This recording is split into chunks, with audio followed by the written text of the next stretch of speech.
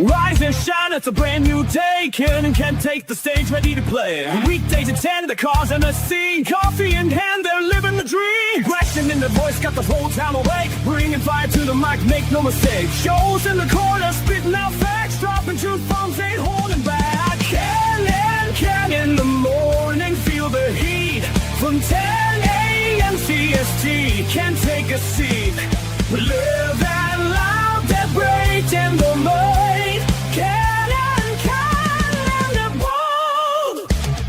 Light up your speakers, crank up the sound. They're talking about life upside down.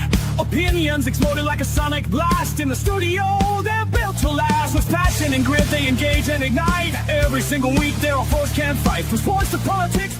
This is a Huddle Sports Network broadcast. You can find us on Roku TV, Amazon Fire TV, Facebook, and of course YouTube. Get all your NFL news here first. Good morning. Welcome to a Victory Monday.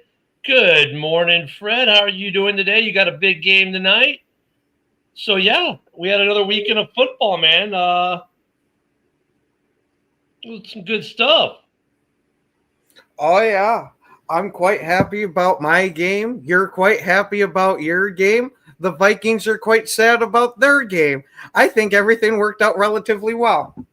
Hey, who's in last place in NFC North right now? Man, I think it's this weird team known as the Bye Queens. Oh my goodness, not the Saints. Oh, or not the Saints. Not the Vikings. No. Hey, happy Victory Monday, Dub. Hey, Dub. And how about them boys yesterday, huh? I didn't get to see what the final score of that one was. It was an ugly game, and I feel sorry for the Redskins commander or the Redskins commanders, what do you want to call them? Yeah, they got drubbed, and they lost Jaden Daniels. Looks like he hurt his hamstring. Did you happen to see the Giants' epic meltdown of handing their game away? Yes, that game was ridiculous. How do you go from 20-0 to losing? Rookie quarterback. It was not even the quarterback's fault in any way, shape, or form. It was the moron that they have for a place kicker. If that sumbitch doesn't miss those 2 extra points, they win. That's where I'm happy right now that the Bears have Jake Moody on the roster, right? Because we have Moody. Amen, Ken. Freaking men. We actually have a kicker who can hit some 55-yarders. Amen. Well, not even 55, 50. You know what I mean? We 48 yards even. Like, you know. That's what I'm saying with Broski. He hasn't had to hit anything, I don't think, above 48 yet. So. Oh, I know. But, dude, when he's kicking these field goals, I mean, he's making these. He's clearing these field goals by yards, by a lot. You know what I mean? You could just tell his leg's way stronger. So far, so good with the Moody experiment, you know? So far, not so good with the J.J. McCarthy experiment, though. You know, all these loudmouth, fat mouth, squealy Vikings fans acting like he was just pencil him in. He's going to be a star right away. Oh, we're so good. KOC, blah, blah, blah. Yeah, you guys still don't have a quarterback.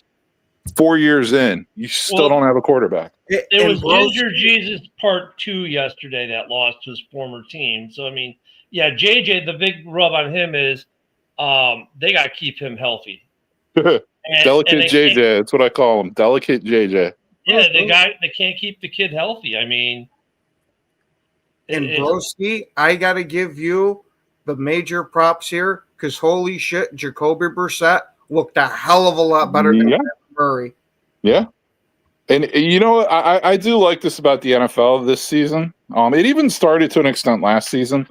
So like all these quarterbacks that are like, people were like, you know, like Flacco, oh, he sucks. You know, the defense carried him to a Super Bowl and blah, blah, blah. Next thing you know, Joe Flacco 10 years later is rolling off the couch and suiting up for the Browns and throwing for 300-yard games, on a whim. And then he gets traded to another team and he's doing the same thing. And it's like, you got a guy like Jacoby Brissett. Most people thought maybe he's a good backup at best, but a lot of people are just like, he sucks. He's been in the league too long.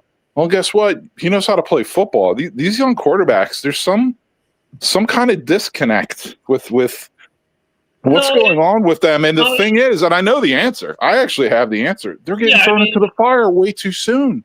Well, they're not just that, but it's like the Kurt Warner effect. Like, if you look at Kurt Warner, circa the greatest show on turf, was he a great quarterback? No. But you look at him by the end of his career, after he's logged experience and miles and been there, done that, seen that, got the hat, T-shirt, and valet ticket, and all of a sudden he's a great quarterback by the time he's in Arizona. Well, there's something to be said about now, about gaining football knowledge, and a guy like Flacco, where his problem came this year was, like I was saying earlier, his body betraying his mind. Well, now he's figured out, okay, mind, here's what the body can now do, adjust. And he's made those adjustments. Right, which plays into like my main points. Like, I don't care what anyone says, and I don't care how many times it's been done versus how many times it hasn't. It is a much better approach, even if the guy's the first overall pick, even if he's the second pick, third pick, quarterback. Yep. Do not throw. I don't care what anyone says. Do not throw him out there week one, like of his rookie season. Don't do it. Like, let him sit. Let him sit. And people will be like, yeah, well, you can let him sit 8 games, 9 games, and then kind of ease them in. And you know what? Sometimes that works. Let me ask you the question, though. I'm sitting him the whole rookie year. Would you have sat Caleb behind Justin Fields for a year? Would that have been beneficial? Yeah, Justin Fields, I just, he's like a tumor they had to get rid of. Like, but if you were to tell me, like, if they got let's just say they had a different veteran, like, you know what I mean? Like, let's say they signed Joe Flacco or something like that, or they signed, like, whoever. Like, yes, my answer to that would be, okay, so we'll even use Fields here. If he was there, I would, well, Fields is just an anomaly because you're not even learning anything from Fields because he's never even gotten better. He's the same guy he was as a rookie. But in theory, like, would I want Caleb to sit behind a veteran, even though he was the first overall pick in the draft and there was all this hype and hoopla? Yes, absolutely. Yes. See, Broski, now you've joined my train. Because I've been saying this for 2 years on this show, or the year and a half we've been doing this show, it used to be that way. Yeah. It didn't matter where you were drafted in the first round.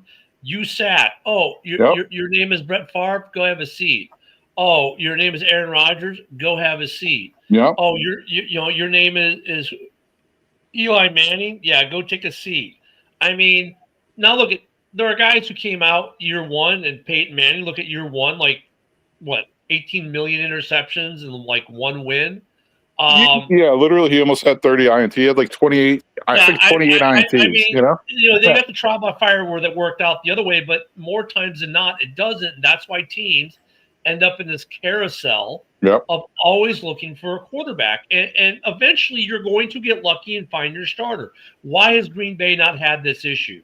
Hi, Jordan Love, first round pick. Go sit on the bench for 3 years. Their plan was probably 2, but hey, all the enemy has a say on the battlefield, right? All plans are good till they hit the battlefield. So, but they had the right idea. In fact, when they made that draft pick, I applauded them for that, doing it the way they did it.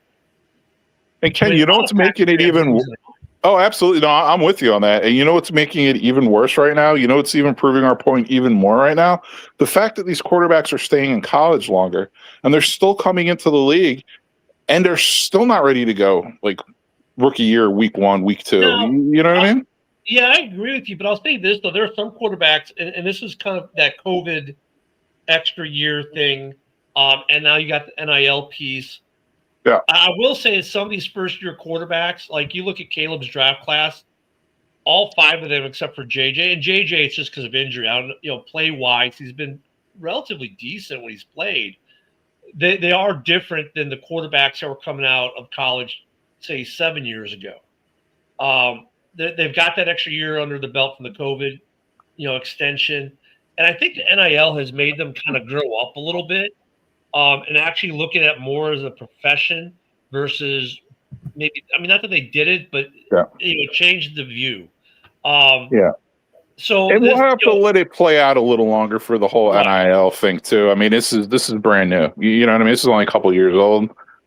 so, But but yeah, I mean, I'm and look at they're still having their ups and downs. Look at Caleb yesterday, and Caleb's another good example. The Bears yesterday, great win. Finally got a 2-score win. I called it. In fact, I was off on my score prediction by literally 1 point. But that's okay. Caleb yesterday did not have the best throwing day. The throwing game was disconnected. It never got in the flow, but yet they had the running game going, the defense going. But then if you look earlier in the season, it was the passing game was on point. It was the running game that wasn't in flow, right? And Caleb's a good point of this. He's going through those peaks and valleys right now that normally you would like to have a guy sit on the bench and learn these things, and he's having to learn on the field. The only thing I'll say about Caleb that I really, really like about it is his attitude towards it and the way he approaches it. Like even yesterday in the press conference, he goes, "Look, the passing game was terrible yesterday. I was bad. I wasn't great. I wasn't where I need to be. I need to get to work." And he's so calm about it, and he just does it. Then he goes back to work. Some quarterbacks don't do that. Some of these some of these young quarterbacks don't do that. They get lost in their own hype, or oh well, it was this, that, or the other, and they never regain it. Caleb, what we've seen so far, has been pretty even keel. So he's pretty good. CJ Stroud's pretty good about it too. Actually, for as much crap as I give him, he's pretty good about it.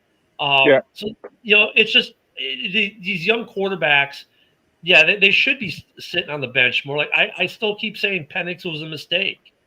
They should have played Cousins this year. They just should have done it.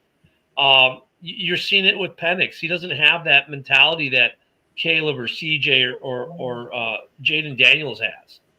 He's just not there. I think he's kind of similar though. Like he's pretty even keeled. It's just that, you know what it is? It's like he's a young quarterback, man. Like you're like you said, you're gonna go through peaks and valleys. You're gonna have highs and lows. Caleb, highly inaccurate lately. But one of the things that surprised me about him, last year and this year, and I didn't expect it. I was like, this could be an area of concern. But he did carry himself like in front of the media professionally. He never blamed anyone else. He never threw anyone else under the bus. He started every game too, so. And you know what? Big shout out to Caleb for, I don't know if you saw the jacket he was wearing in the press conference yesterday. That was actually given to a fan who just survived cancer. Because you know how they always bring people to the practice facility during the week? Yeah. Well, she had just survived cancer. He signed a jersey. He took his jersey off, signed it, gave it to her. She gave him a jacket. And, most fans, like, you give a player something like that, they're like, oh, thanks. And it ends up in the Goodwill box or something, right? He's like, I'll wear it this weekend. And sure as shit, he wore it to the game and after the game for the press conference. Yeah. And that's the other thing I like about Caleb. Like, he's very connected with the fans. And he does what he says. Now, I think the Bears offense will get – I was talking to Ken before the show. It's like what I like about this Bears team right now, who's on a 4-game winning streak, tied for the longest winning streak in the league this season with a couple other teams. But they're doing it – they're not one-dimensional. The last 2 weeks, it's been on the back of the running game, right? The passing game has hit some passes when it had to, but it hasn't been there. And the defense has stepped up. Yesterday on the pregame show, even last week we were talking about discussion with Chicago. Do they need an edge? We're not getting sacks, but my contention is, and Jerry Azuma and a couple other Bears players on X were actually saying the same thing I was. Like, I'd rather get turnovers than sacks all day, and we were generating turnovers. So as long as you're generating turnovers, your line's doing what it needs to do. Well, yesterday they got sacks and they got turnovers. Yeah, and I just want to add one thing about the Bears, and then we can open it up to other teams. I don't mean to dominate this whole show with Bears talk. But the thing I like the best, I think, so far this year, it's like, hey, are the Bears executing on the level we want them to yet? No. Do the Bears necessarily have the talent level at all the positions we want them to have the talent level at yet? No. Are the Bears buying into Ben Johnson and Dennis Allen? Oh, hell yeah. Definitely. Ben Johnson's post-game speeches in the locker rooms are getting me fired up. So that's what I like so far. Well, and Allen, too, I mean, with his defense. And look at what's his name? The kid that started for JJ that we got from the Vite Queens. Nahshon Wright. I get it. We talked about him yesterday. Ken, I don't know if you watched the Bears game at all yesterday, or Joe, if you did. I seen bits and pieces here and Yeah, there. they showed right. Like he made 2 really big plays yesterday, but then he gets burnt on one, and then you had the interception that he kind of got in the way of. That happens. Like 2 defenders going for the ball. It happens. I saw it a couple times actually in other games yesterday. I agree with you to a degree there, Broski. I think we're serviceable. Like there's not unless there's something viably out there that makes a difference for the Bears long term. We're not buying at the deadline. However, I will say this: I think they got the talent that if they're in the playoffs, they're a team. They're going to be one of those teams like, "Ooh, do I really want to face the Bears?" They have the talent level, and we're starting to see it. And now that we've gotten some guys back, this week 2 of having almost everyone back on D, dude, they look really good. Now, is it just that it was the Saints? I don't know, because the Saints, if you look at them stat line, they are a pretty tough team post first quarter all season. That didn't make a difference, it seemed yesterday. The Bears just thoroughly dominated that game. Unlike the Raiders, who thoroughly got dominated by Kansas City. Oh my God, was that a drubbing? Yeah, I mean, the Bears have big play potential on offense and on defense. 16 takeaways through 6 games with absolutely like no pass rush. That's freaking insane. Well, Anyway, that's just it, Broski. They do have a pass rush, and the pass rush is generating those turnovers. Like just because you're not getting the quarterback doesn't mean you're not making him make. yeah, I don't know, man.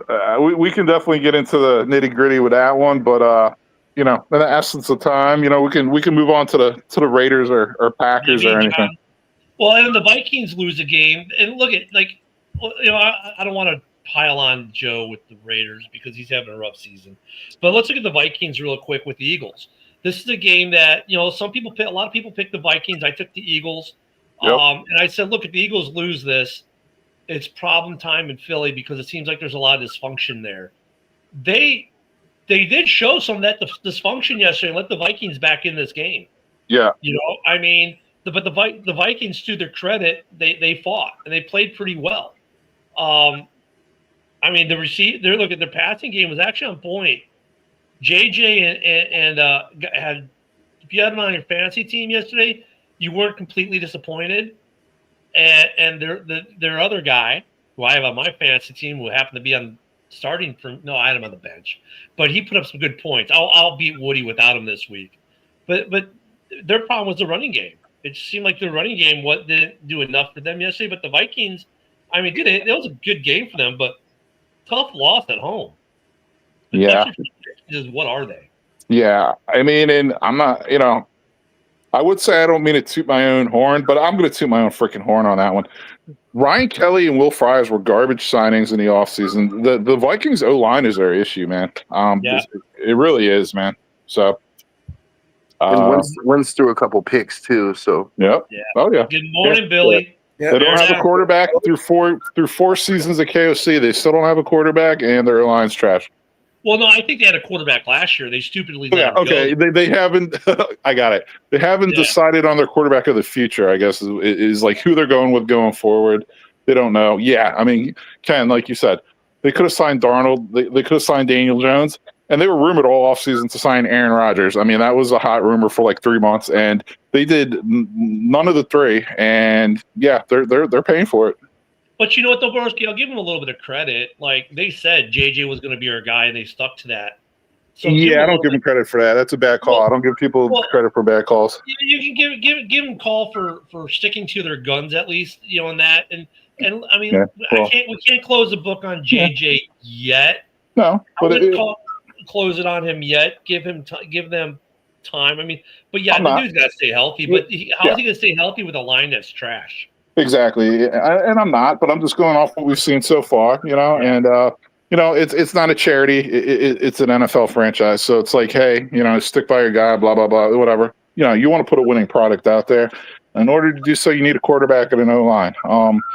Get some. So going to another game that I call the game of losers yesterday, because those 2 teams the Bears have beaten this year, the Loser Bowl in Dallas, the Cowgirls completely destroyed the Skins. that game wasn't close. It seems like Dallas offensively has definitely come alive. The defense still needs some work, but it did enough. And now Yeah. Jaden Daniels might be out more time with a hamstring. Yeah, and it's mine how times change. How one season to the next. It's I don't know what to say. History kind of repeats itself or whatever. But the Commanders beating the Bears last season kind of sent the Bears into a downward spiral, downward trajectory the rest of the season. With that loss. The Bears beating the Commanders this season, it kind of seems like the Commanders are now going to be spiraling out of control. And it's karma, I guess. I don't know. What do you call it? It's funny you should mention that. So, Ken, I think you might know my buddy Colin, the guy who's a ventriloquist comedian who does all the little videos. He did the I told you about. So I was talking to him after the game yesterday on X, and I said, kind of what Broski just said. I said, last year after you guys beat us, we went on a 10-game losing streak. Could the inverse be happening to your Commanders this year? And he was like, oh, my God. Because that it almost feels that way for them. But he was smart. He said, last year we were overachieving. This year we're playing like we overachieved. Yeah, I was going to say, from what we've saw from the Commanders so far this season, granted, Jaden Daniels has been in and out of the starting lineup, but they are not what a lot of people were expecting them to be this year. Because a lot of people, myself included, figured that they were going to fight with the Eagles for who's going to win that division. From what I saw from the Giants, if they can find an actual place kicker, it's going to be them fighting with the Eagles. Yeah, Joseph, I mean, the Commanders, kind of, I said last year, yesterday for their game was two teams who overachieved last year. So, I'm sorry, Denver was another team that overachieved. They didn't play the Commanders yesterday, but the Commanders overachieved. The Broncos overachieved. The difference is the Broncos are still finding ways to win, and Washington isn't as of late. Yeah, but Jaden Daniels has been hurt for a good chunk of the season, and that's the heart and soul of their team. So I'm not surprised. And how scary is it for them, Joe, that Scary Terry, who just signed the big contract, he's been out for, 3 games now? 4 games, and he's, that over 30 wide receiver thing, it's like, is that coming back to fruition? It's like we had just talked about that, the why they were tentative about giving him a contract, and we all sat here and said, but Terry has a good track record. Like, he hasn't really been injured that much, and he shows up, he's still putting up numbers, and then as soon as he signs the contract, boom, there's an injury, and he's out for a few weeks, and yeah, it's not a good sign, but not a good look. It's not a good look, no. But I just wanted to say something because the chat is giving me all kinds of shit about the Raider game. I was under the impression that Pete Carroll was a good coach, and I still want to believe that, but yesterday's game kind of made me question that a bit, and I'll tell you why. We've gotten our ass kicked by Kansas City before. That's not anything new, right? But it's that the way that we played the game, Genty had 6 carries in the whole game. Now I get that, it got out of hand early, right? But at the end of the half, he had 2 carries, dude. That's just insane to me, number one. The only way that we were going to be competitive with them was especially without Bowers, is to run the shit out of Genty. And yet Chip Kelly did the exact opposite of that. Then on defense, and this is where I blame Pete Carroll, because Pete Carroll is supposed to be a defensive coach. Last year, at this time, the Raiders were a top 10 defense with Patrick Graham in his system. Pete Carroll came in this year. He kept Patrick Graham as the defensive coordinator, but made him run his cover 3 system. And now the Raiders are one of the worst defenses in the league. And yesterday, it's like they ran zone. And Patrick Mahomes just picked them apart. And I'm sitting there in the first quarter. I'm like, run man. You're already getting torched in zone. So if you run man and you get torched, then at least okay, well, we were just going to get torched either way. But there's so much zone being run in this league right now. You watch every game, everyone's running zone. Right. But this was not a game where you could do that. You took, I mean, literally, you sneezed and it was 14-0, and you're still running zone. Like, bro, you got to change something at least to say you tried. Yeah, if Like, you're I'm not saying if we all of a sudden switch to man that we were going to come back. I'm not saying that. I'm saying look, you got to at least try as a head coach, though. Like zone worked against Chicago. Why? Because Max Crosby was generating pass rush, right? So if Max Crosby's generating pass rush, zone works. It creates opportunities. The problem the Raiders have had when they're running their zone is Max Crosby, while he's phenomenal, isn't always generating pass rush. He was playing out of his mind against the Bears. That was probably his best game of the season so far. Was that Bears game? But if you're not generating pass rush, or you're not making quarterbacks uncomfortable and making them throw off time, zone gets torn apart. Look at the Cowboys, because like Eberflus is running a lot of zone with the Cowboys. It worked yesterday. Why? Because they were creating pressure on Jaden Daniels, and then they're back up. I mean, if you're running zone and create pressure, you create ball hawking opportunities. Hence the Bears with all these interceptions, because they're running a lot of zone, but they're generating enough pressure to make quarterbacks throw the ball not into the soft spots. And that's what the Raiders want to do. Unfortunately, they're not getting the pass rush that's helping. So a guy like Mahomes, you give him decent protection against that, he's going to pick the zone apart. When the Cowboys played the Bears, they didn't put decent heat on Caleb, so he tore him apart. But that's another thing, though. You can see where offensive lines are playing good or not, though, against these kinds of defenses. Because if they're not generating any kind of pass rush, these quarterbacks pick these zones apart every time. And you look at, like, even yesterday's game, the Green Bay game, because we have to talk about that some. Both teams were running a lot of zone. Both teams had limited success, and when they had their success was why? When they weren't generating the rush. Right now Micah Parsons had a game. He saved the Packers yesterday. He literally saved the Packers yesterday with his 3 sacks, and probably saved my fantasy team in the process. But even with that, the Packers were in a fight yesterday. But you watch those games. You watch that game. You watch when Brissett had good runs, and you watch when Love had good runs. It's when those defensive lines weren't able to generate enough pressure, and both quarterbacks were able to pick their places in the zone and pick them apart. When they generated pressure, they were throwing off, and you had wild throws, and you had stuff that didn't look so great. But that's you take that back to the Raiders, and that's their same problem. Does that make? I mean, it's a long way to get there, but does that make sense? Yeah, I think it discredits though Quay Walker and Rashawn Gary, because they still had a damn good impact on that game. With that Quay impact though is there because of Micah. Micah creates that by taking bodies. Without Micah, those guys aren't having that. I can agree with the Rashawn Gary one, but not the Quay Walker one. We've seen even before Parsons get there, he's a damn good blitzer. Yeah, and I don't know why at the beginning of this season we were not blitzing him. But Ken, he's more effective with him there. I'm sorry, you can't say without him there he's not as effective. Everyone on that line is more effective because he's there drawing the coverage he draws. On the defensive line, absolutely. Yeah. Quay's, that's one of the things he was known for, was how good he was against the blitz. Right, but look, I'm not saying he's not a beast. I'm not saying he's really good, but the line is even more tied up now than they were before, which gives Walker even more opportunity. That's what we're saying here. So, I mean, Micah Parsons affecting Green Bay. Without him, Green Bay might be 0-6 this year, for all we know, because I mean, maybe not week 1 or 2 where he didn't play as much, but like some of these games as of late, like they probably lose yesterday without Micah Parsons on that field, honestly, because.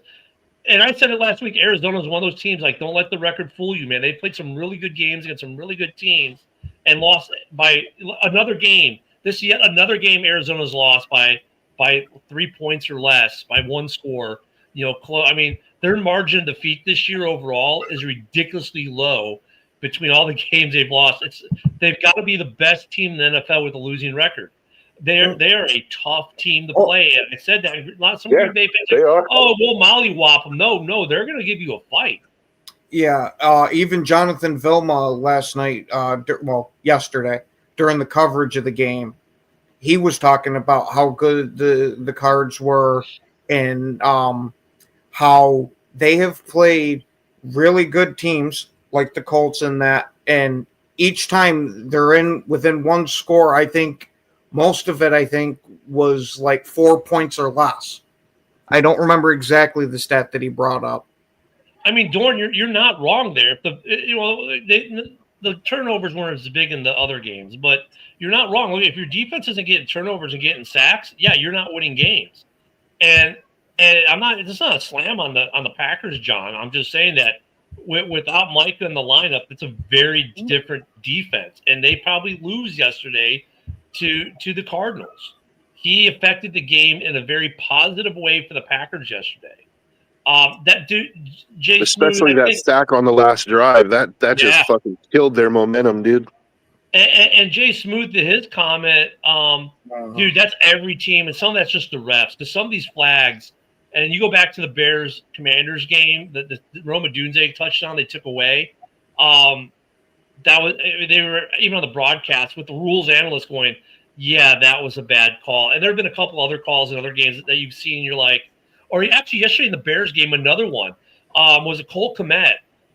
He runs out there, he sets, he turns around, looks at the quarterback. The defensive player runs behind him, trips over him. He does not initiate contact. He is literally just standing there like, throw me the ball. And they flagged him for the contact. It's like the dude was literally standing there, didn't initiate contact. The defensive player ran into him literally, and he got the flag, an offensive penalty. It's across the board bad in the NFL right now. It always is.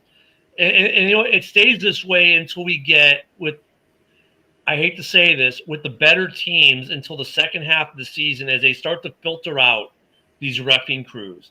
Because they assign these ref crews like they do the commentator crews for the broadcasts. They put their best broadcast teams with the best teams, right? That's the way this works. You want Tom Brady? Be a winning football team, right? So you want the good officiating crew? Be a good football team. Right now it's a grab bag of whatever as these guys are getting graded. And then by mid-season, they're like, ooh, you know, Joe's crew has got a low rating. Sorry, Joe. But Ken's crew is actually rated pretty well. So guess what? Ken's crew is going to go officiate the game against the Bears and the Packers. Joe's crew is going to get, you know, the two bottom feeder teams in the NFL that week. Because, you know, that's the way it works. And then by the playoffs, you hopefully have good officiating. And it's unfortunate. Key word in that sentence was hopefully. Yeah, well, more times than not, it is pretty good. But they do a pretty decent job of weeding out these bad crews. I mean, look, they're still human. They're going to make mistakes. But there have been some atrocious calls in a lot of games. But there have been some games that have been called phenomenally this year. I mean, you start to see the distinction of the good crews and the bad crews, or the crews that need to tighten it up and get better. I mean, they're just like everyone else. Yeah. Sorry, Joe, you're a bottom feeder. Thanks. Hey, you know what? I mean, get your yucks in, dude. Like, I can't really say anything to defend him, dude. When you have 90 total yards of offense in a game, like that's. Oh, I didn't realize it was that. Oh yeah, I didn't know it was that bad. Damn, bro, Geno is. And then they actually, like, once the game was out of control, they took Geno out and they put Kenny Pickett in, and he fumbled the first snap and gave up the ball.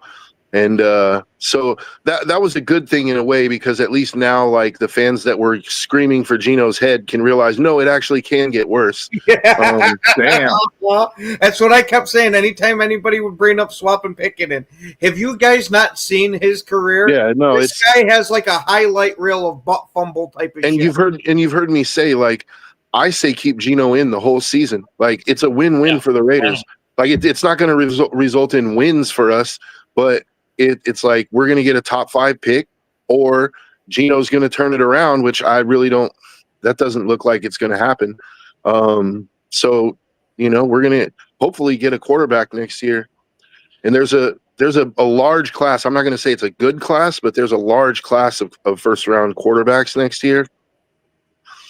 I kind of, I don't know. Geno's playing more like the pizza guy. He's playing more like the pizza guy than a quarterback.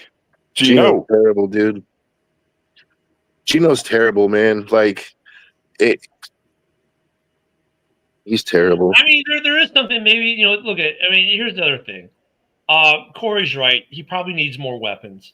Yeah, Here's the other that's a thing. fair argument. Bowers has been out for most of the season. Jacoby Myers is pretty much on the trade block, and he didn't play and here's the yesterday. other thing. It's year one. It's year one of new systems. So, I mean, that's the other thing. Like, look at the Bears. The Bears and the and another team that was impressive this weekend, winning yet another game, New England. They're the flip side of that. They got first-year coaches for their organization, and they're going the other way, and that happens. It's like rookie quarterbacks. Sometimes your rookie coach is like C.J. Stroud, has a great rookie campaign. Matt Nagy had a phenomenal rookie campaign in Chicago. Won Coach of the Year. Bears won the division. But then look what happened in years 2 and 3, right? So, I mean, it's hard to judge them in year one. Like, and some of these rookie coaches, they have, like Matt LaFleur had a great rookie coach here, and he's maintained. So, coaching is like quarterbacks in that regard. Is they're putting in new systems and doing new things. Sometimes it catches on easily with the new team. Sometimes you go through a lot of growing pains when you're changing these systems. And I would assume that the Pete Carroll system is a shock to the system in Vegas, because it's very different than what Vegas was used to. Well, his defensive system is outdated, man. He's running the Gus Bradley cover 3 system, and it isn't working. Like last year, Patrick Graham ran cover 2, and we were a top 10 defense for the first half of the season until our whole defense went on IR. Like, I mean, it's not you can't overanalyze, or you can't just analyze it away. Like, the facts are the facts, man. Like, you were doing something that was working. You decided to change it. It's not working. Why not give it a try going back and saying, hey, Patrick Graham, go ahead and run your cover 2 and let's see what happens. Like, the defense can't get any worse. Oh, but yes, it can, because now Max Crosby is injured. And he's ineffective for the most part. Like, he had one good game. He was playing hurt, and he's really hurt where he's not going to be playing. Thankfully, they go into the bye week this week, but they'll probably lose to the bye week 34-0 too. And not to go back to the Bears, but I'm going to, because it has to be said about the bye week. Tell me the bye week being a week 5 for the Bears, and maybe even Ken for the Packers, was not a good thing this year. For the Bears, it was a good thing. Yes and no, because we got – okay, well, I'm going to go for an overall yes, because we got the important guys back after it. We got more guys added to it. But then we got a substitute teacher in for a kicker that just hit Green Bay Packers record yesterday. So, hey. Yeah, that was insane. He was about to sign a contract to be a substitute teacher, and then he goes and knocks out the longest field goal in Green Bay history right before the half yesterday. Damn. That was something to see. Shit. Granted, I'd have to see more out of him. But I almost am ready to replace McManus with him. I'm not on that train yet. I'm just opening the conversation. It would be funny. It would be weird if this is the only game he ever kicks in for the Packers, and he's a footnote. Hey, I'm more than okay with that. Then you got an absolute bomb of a story to tell kids when you go in and substitute. And I'll tell you what, that field goal was the difference in the game for the Packers. Without that field goal, maybe it's overtime. Maybe they lose the game. I mean, that was a massive field goal. At the moment, you thought, okay, cute, they got a 61-yarder before the half, but that field goal had a massive impact in that game. Yeah. And then, speaking of long field goals, how about Arbery for Dallas banging out with a 65-yarder or whatever it was yesterday? Oh, damn, really? Yeah, he's got the most 60-plus field goals in NFL history now. My God. He makes it look easy. That dude's got Janikowski leg, bro. Like, he's Janikowski plus leg. And here's the thing with the kid. They asked him how he does it. He's like, I don't kick anything over 45 yards in practice or warm-ups. And you're like, what? He's like, because he doesn't want to change his approach. PEDs. Yeah. But I mean, remember, this is a kid who was drafted in the first round of the MLS Super Draft. But clear. Right? And he didn't pan out in the MLS, so he switched to the NFL. I mean, like I said, it's not rocket scientists. Soccer players have always made the best field goal kickers. Yeah. This kid though is just, dude. If he can get on a good football team, like look, if we put them on any of the NFC North teams right now, we'd all be ecstatic. I mean, and I was gonna mention another team though. Like going into the season, they probably weren't happy they have like an earlier bye week, but I think the way the season's playing out for them, they're probably really glad they had their bye week this week. Is the Buffalo Bills? Yeah. Oh, for sure. For sure, they needed it. They needed to regroup. And for the Bears need to regroup too, and then getting personnel back, and that's made a huge impact. Absolutely, definitely. It's made the bye week system's always kind of weird, but it made a good impact for them. I think it helped the Packers too, believe it or not, for defensively. It helped them integrate the man, Micah Moore. I tell you what, the NFC North is interesting right now. Record-wise, still the best division in football, even with the last place Minnesota Vikings, who maybe joined. What did you say, Ken? I didn't hear you. The last place Minnesota Vikings. Oh, okay. and actually, the Lions might join them tonight. The perennial powerhouse. Wouldn't that be a shame?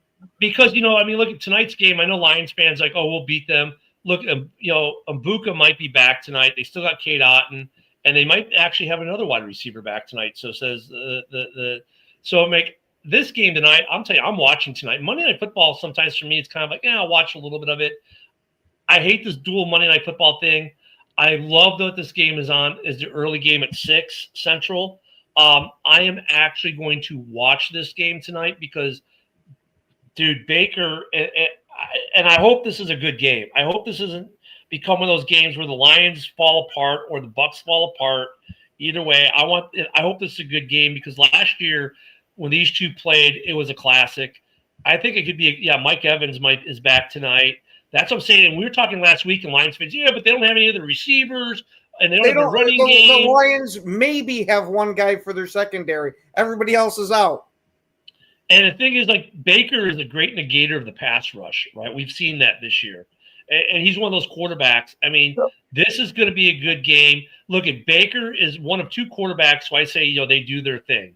Baker does Baker things like Stafford does Stafford things. These are two quarterbacks that are unique in the league, not taken away from other great quarterbacks who do their thing, like Josh Allen does Josh Allen things.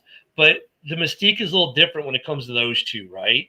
And you know what it is too, Ken, with those guys? They literally make the rest of the team better. Like they uplift the other team. And they're not one of those quarterbacks, well, they don't have a supporting cast. They can't be good. No, they make lesser players better, I think. And Josh Allen's a part of that group, but but I think that those two are so unique. They have a unique lore about them that the other guys don't quite have yet. They're getting there, but it's not quite the same. This is one, and look, I've got Goff going on fantasy tonight because one of the guys we just talked about is on bye. And it's killed me the last 2 weeks, has Josh Allen. But I mean, I think Goff will have a pretty decent game tonight. He'll get some points, he'll put up some points. But Baker finds these ways to win games he shouldn't win sometimes. And I'm not saying that they shouldn't win this game tonight because they most definitely could win this game. This is one of those ones that can go either way, and we got some morning wood this morning. But I'm looking forward to watching this game tonight. We have a Woody. What's up, Woody? Ridiculous, people. Yeah, I was going to say the Bucs' biggest two losses this game might be Bucky Irving and Levante David. Cade Otton should have a good night tonight. I got him going on fantasy too. Oh, and by the way, before we sidetrack, did you know that yesterday is now known as National Running Backs Day? And the irony of it. I see the nice trench coat that McCaffrey was wearing last night. But you know what's ironic about, and I didn't even realize that was a thing until Sunday Night Football, and they said it last night. I'm like, good on them, because why should tight ends get a day? But the running backs across the league all had a lot of big games. Think about it. Swift had a good game. Monangai had a good game. Josh Jacobs, even with his injury, had a good game. The running back showed up big yesterday. McCaffrey put the Niners on his back and carried that team to a win, in my opinion. Oh, he did. Dude, the Niners, to me, are a fool's gold team right now. Like, they really haven't played anybody good. And the teams that they did play that were all right, like, I don't know, man. Like, they're 5-2. I'm going to give it to them. They're 5-2. But I feel like if they go up against the good teams in the NFC, they're going to get their doors blown, dude.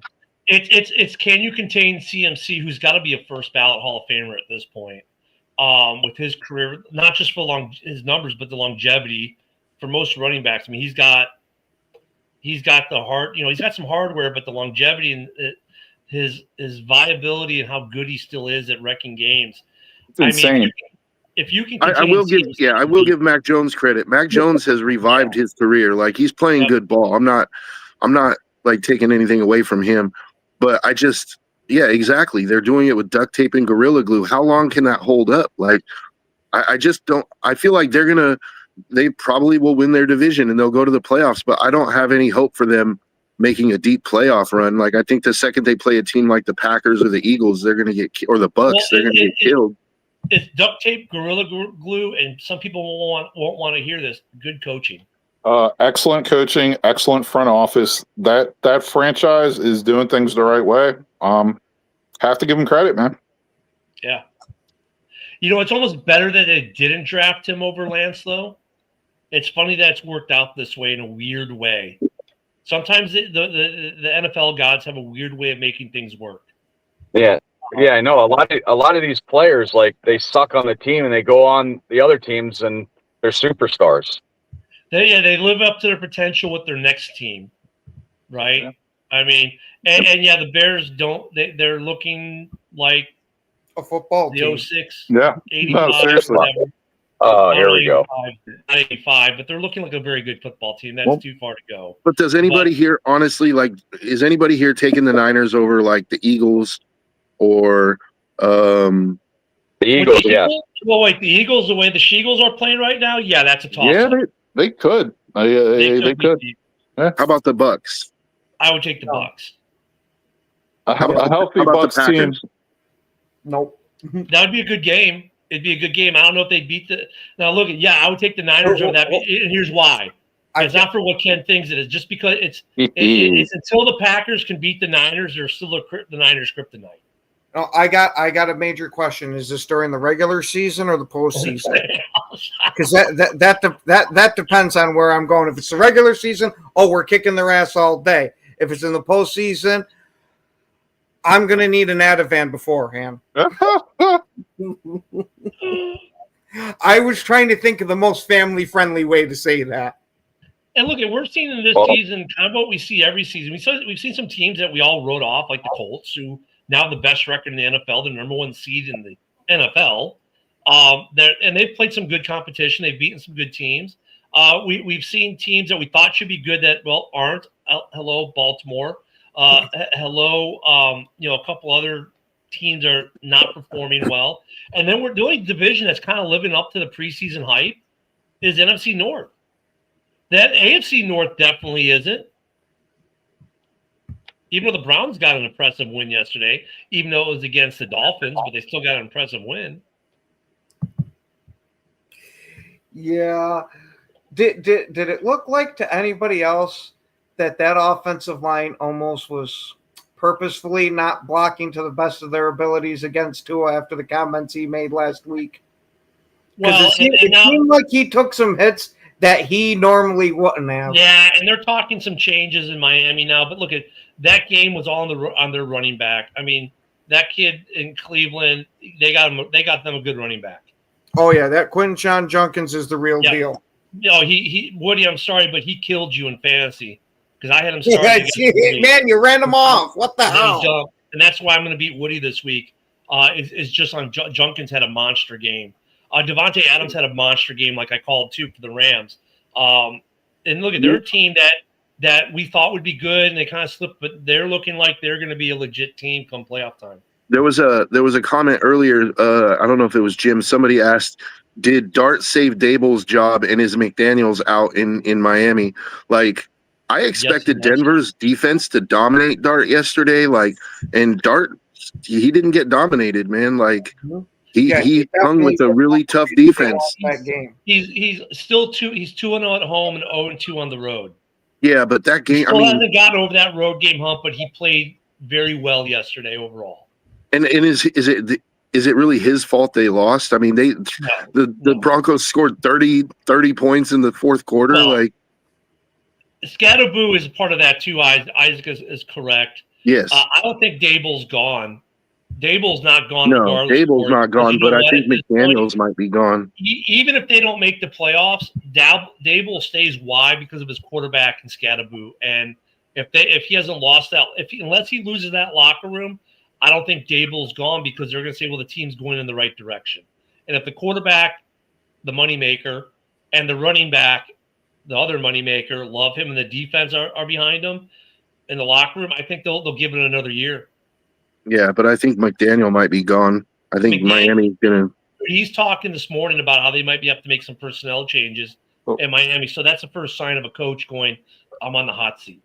You guys think it's a lock Stefanski gets fired from the Browns? No, I don't think he does. I think Stefanski's issues, he's a good coach with a bad team. And the front office knows that whereas the front office, it really hates to say we've not done our job. On some level, they've got to be saying we haven't done our job and give him the players that he needs, because he still manages to keep the Browns in games and make them close. Look, they beat the Packers this year. They've been close in most of their games, the Lions game notwithstanding. He's a good coach. It's not the coaching is not the issue. It's the personnel, and everyone can see it's the personnel. I could see, based on Cleveland's track record, I could see them firing him. I don't think they should. I think Cleveland is honestly, I think, a couple of players away from being a really good team. Like they have their running game situation figured out. They have a good defense. They're running with Dylan Gabriel, dude. Like if they actually spent a first-round draft pick on a quarterback, and I think they need a good, like a number one receiver. If they could get a good number one receiver and a quarterback, I think they would be a really competitive team. I think they definitely need the number one receiver, but Dylan Gabriel has shown me enough so far to let him ride this out at least this year and possibly next year, because to me, he shows the signs that he could turn into a real quarterback. Okay. Well, then there you go. So in the first round, if it's me, I'm letting Stefanski, I'm telling him, dude, you need a number one receiver in the draft. Like, get a number one receiver, and you got this year, and we'll see how we do. Like, I don't think the Browns are that many pieces away, is what I'm saying. Like, I don't think they're a bad team. I think they're missing a couple of key pieces. Yeah, and I agree. I always thought Stefanski's an excellent head coach. I mean, you got to give a guy a little more support than what he's gotten, player personnel wise, talent level wise, and he's starting to get that. And like you said, Joe, he only needs really a couple more pieces, and like they could be a really competitive team. Mm-hmm. I agree. Yeah, well, we have to see more of what Dylan Gabriel can do as a quarterback, but he's actually shown some promise for them. I mean, look at. Depending where you're at in the draft, even if you can get a quarterback in the first round, okay, maybe if you get a quarterback, you stash him behind Gabriel next year, which they won't do, but they should do, and you get some wide receiver help in there. And look at their free agency is still a thing, guys. I mean, look at the Bears last year. The Bears rebuilt their offensive line pretty much via the draft and free agency last year. So there are a lot of things that the Browns can do to become relevant. And Stefanski is a good coach. I think it starts with a number one receiver. Like, do that first, and then see what happens.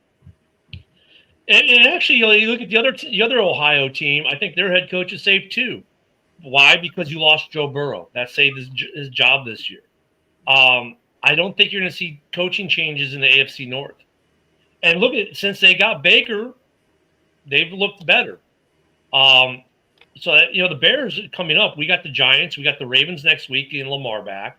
Then we've got Cincinnati, and then we got the Giants. The Bears have 3 tough games coming out.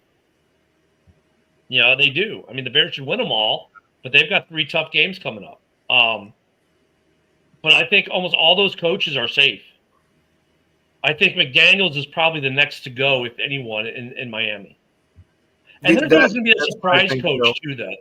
There is going to be that surprise coach that we're not tracking. Like, why are they going to fire him and he's going to get fired? There is going to be that coach this year. Aaron Glenn? I wouldn't think that would be a surprise. But I don't think he should be fired, though. Like, the Jets this year are snake bit, dude.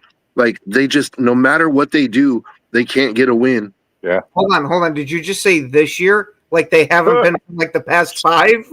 Well, Yeah, but I guess what my point was is like I haven't seen the Jets play this hard for a coach in a while, and yet they still can't get over the hump. And Well, and here's it's the like problem. I don't think it's that they're that bad. I think it's just sometimes the ball bounces a certain way, Sure. dude. And Sure. this year, like there's every some of bounce is that. going against them, dude. Like Joe's not wrong. There is some of that for them. They've had the ball not bounce their way, but also they've had some big injuries. Losing Quentin Williams for a couple games, he was the heart and soul of that defense, completely killed their defense. Their offensive line is still crap. I don't care that, whether it's Justin who got benched at halftime, Fields, or whoever else they want through a quarterback. They're not going to have good quarterback play until they fix that offensive line. Because look, even for those who hate Justin Fields will admit that Justin Fields is even worse now the last couple of weeks with his Jets O-line than he was with a bad Bears O-line. He can't even run the ball. So at the point where Justin Fields can't even run the ball, your offensive line is complete trash. Because at minimum, you should be able to get a running game out of Justin Fields. And you're not even getting that in New York right now because your offensive line is that putrid. Yeah, I mean, I'm going to have to go against you on that one, Ken. Justin Fields is hot garbage. The guy is a fucking bum. Like we gotta let it go with Justina. Their O-line was actually highly touted like going into the season. It's just amazing. Wherever Fields goes, the O-line sucks. It's the O-line's fault. No, Justin brings the team down because he sucks. But Broski, out of bare minimum. Out of Fields, you should get at least a running game out of Justin Fields. There's no minimum expectations get a running for game Fields. out of him. That offensive line is so bad. Justin can't even run, and that's the one thing he's good at. It's the same story for his third team. Everywhere he goes, it's busted, dude, I don't care what quarterback you throw back busting. there. That offensive line is. Yeah, I mean, Bustin Broski, Fields. I would just Bustin. challenge you to go back and watch that Jets versus Denver game and tell me that the Jets, I don't care how highly touted their offensive line was, go back and watch that Jets and Denver game. Dude. That's the Jets offensive line. I know, Bill. Justin Fields is so bad they benched him for tire rod.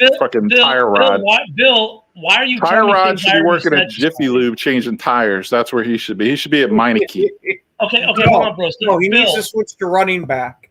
Yeah, Bill, why are you telling me things I've already said this morning? I've already mentioned that they're not firing him, that McDaniels is saying that there's going to be changes. Yeah. So he's not being fired right now, but that means the seat's getting warm. That's the telltale sign, Bill, that a coach's seat's getting warm when they start talking about, we need to make some changes with personnel on our team. They're not firing him. Of course, ownership's going to say they're not firing him. They always say they're not going to fire him. But his seat's definitely getting warm in Miami.